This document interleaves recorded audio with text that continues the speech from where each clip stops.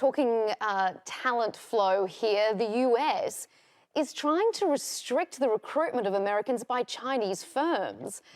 That seems quite surprising. Is that going to be effective?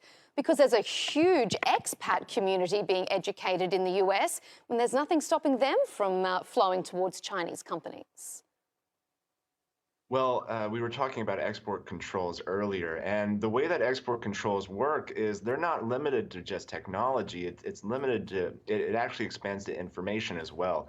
And so if you're a PhD STEM major, if you're a semiconductor engineer, export controls actually apply to U.S. citizens as well. So there is authority there, and the United States isn't the only one worried about Chinese acquiring their talent. The Taiwanese, of course, have also implemented similar rules, and other countries as well, because they're worried about their technology falling into Chinese hands. And so the talent sign is actually, it's a whole nother topic, which I find very interesting, because the United States actually has a talent shortage right now, especially in the semiconductor space. And so I think one of the efforts that the Biden administration has been trying through its legislation is not just investing in the domestic manufacturing capabilities or the domestic research and development, but the domestic training as well.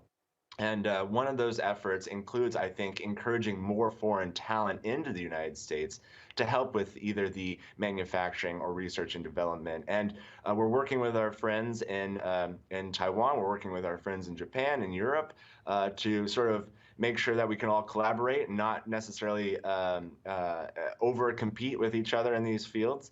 But it is an interesting space. Shirley, China hasn't outwardly retaliated yet. How do you expect them to react to these new export restrictions? Very interestingly, after the CHIP Act was announced, China did not resort to wolf warrior diplomacy.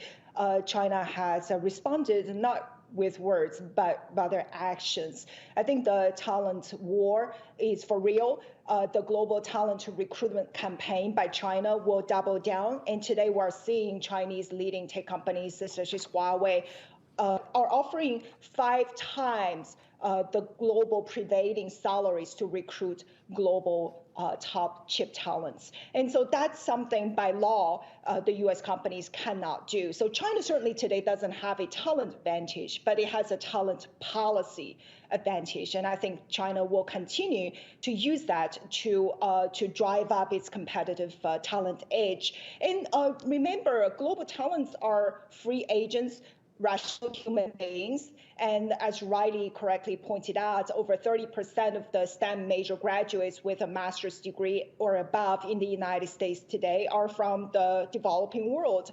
They are from countries like Turkey, Saudi Arabia, Vietnam, Iran, China, and the rest. And so to a lot of these talents, they are really not entangled with this US-China strategic competition. They are not a stakeholder in it. And so to them, it's about maximizing career opportunities, maximizing human civilization advancement, and pushing the global tech frontier. So to them, wherever there is opportunities, they are going to go for it. And I think China also will continue to use a whole of government approach to address the chip bottlenecks. And today, we just understood that Tencent and Alibaba are also recruited in China's whole of government approach to drive chip advancement. And also, if I may say, that China is also using a sort of a different strategy from the United States in tackling the global chip war. China is using a lot of mature technologies in semiconductors, the 14 nanometers and the 28 nanometers to empower AI ubiquity in the country. And so now, rather than going after the Moore's law to drive the best chips development, China is commercializing AI ubiquity to drive technology development in another dimension. Monique, if I could ask you, the US relies on China for things like rare earth minerals that are required to manufacture electronics. Could we see China banning the US from buying those? Are we going to see a tit for tat? banning with regards to pharmaceuticals, or do you think this is going to be isolated to this chip sector? It's really hard to say. And of course, issue linkage is a potential strategy that any country can use in facing this intensifying export control measures regarding semiconductors against that country in question. And so, but at the same time, it is a fact that China will continue to face an uphill battle in increasing and improving its semiconductor capability at home. I have started to, really explore this issue area over the past 15 years. And my research has told me that China continues to face internal and external challenges in its attempt to try to really improve its semiconductor capability. These challenges include, for example, export controls that we have discussed already, but they also include China's own shortage of talents, as well as investment in R&D endeavors. At the same time, the Chinese local firms are not going to catch up with the global giants anytime soon in the EDA tools section, as well as the advanced semiconductor manufacturing subsector. So I think in years to come, we're going to see continuous fight in this semiconductor arena, for sure.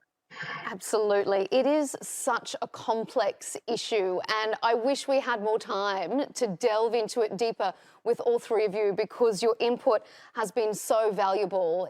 It's one of these topics that I think many people could be surprised at just how far-reaching these chips are, and that it really is, as you have all pointed out, it's the new Cold War frontier. We appreciate your expertise.